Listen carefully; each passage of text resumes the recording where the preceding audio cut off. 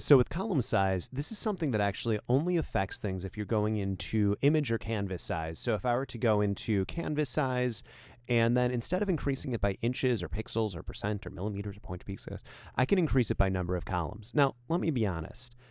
I had to Google this to figure this out because this is not something that people are doing all that often. Like if you're working with a certain design template, you're not going to be increasing it with columns here. There's far better plugins to do this than the built-in options here with the columns and the gutters. So I wouldn't worry about that too much. And then, point or picas. If you're working with points and picas, you probably have a good idea of what you need to use. And if you're not working with point and picas, don't worry about it.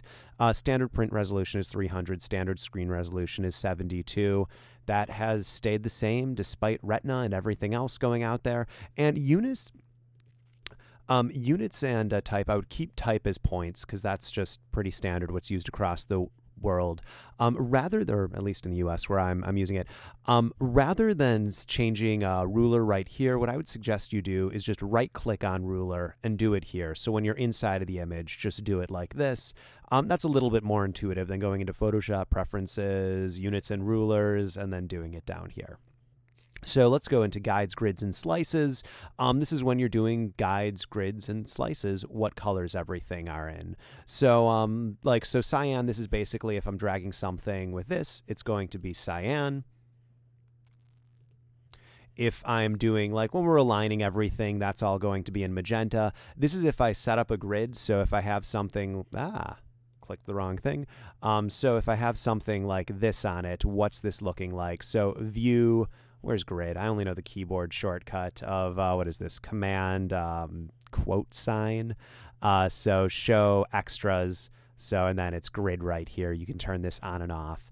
And you can change the size of it. Again, there are far better plugins than I got into in the design session than the standard built-in grid, but you can change the size right here. And in previous versions, before there was plugins, this was actually really helpful. Speaking of plugins, there's all sorts of ways to download plugins, though I'll be honest, I normally just do it the old-fashioned way of dropping it into the folder, but if you are doing a lot of things with plugins, you can do things from here. And working with plugins is bigger than the scope of me going through the menus. Type, this is actually really cool in CC. There's a Middle Eastern and South Asian thing. I have someone who works with Hebrew type all the time, and this was game-changing for not needing to get like the, the Middle East version of Photoshop. It's all built in now. Game-changing option. But for most people, totally unnotable, so whatever. All right, smart quotes, all of these. There's actually a lot of really amazing things that happen with fonts. So yeah, just keep it as standard. 3D, again, I've been saying this over and over, 3D is beyond the scope of this class, even with the advanced sections. 3D is just something that most people aren't going to get into too much. So just keep this as standard, because once you start pulling the thread of 3D, there's all sorts of things until you end up using Cinema 4D and you're in a whole other land.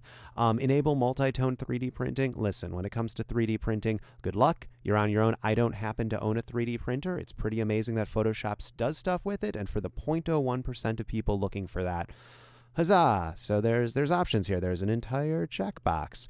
Also, I'm using a Mac, so I can't show you some of the Windows-only features, but I assure you, this is pretty straightforward. There's some touch options for things that have touch screens that I don't even have options for right there. Anyway, those are all of the general preferences. You can see it's pretty straightforward. Some of the things I'm just saying Google it because, like, animated zoom makes a more interesting zoom. Always create smart objects when placing.